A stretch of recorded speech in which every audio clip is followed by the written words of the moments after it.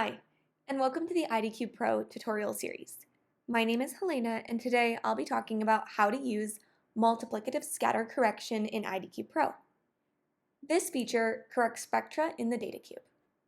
To start, I want to show what the cap looks like before we do multiplicative scatter correction. I'm going to select multi-spectra mode, select an area, and here the standard deviation spectra is shown. If you're interested in just displaying the mean spectra, you will select it again, and the mean spectra is displayed.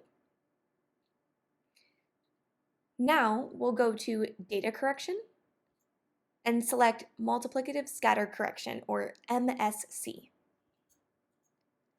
This dialog box will appear asking you to draw a rectangle to set a reference spectrum. Click OK, and then select the reference spectrum. A mean spectrum from this area will serve as a reference spectrum.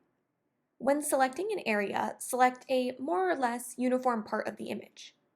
After the calculations are complete, you can then visualize the image that is corrected for scattering.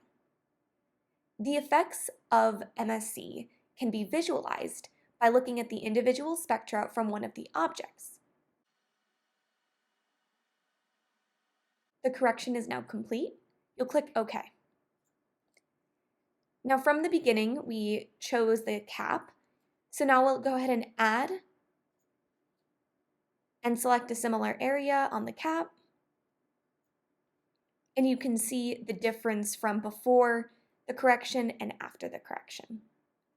For more information, go to idcubes.com/documentation.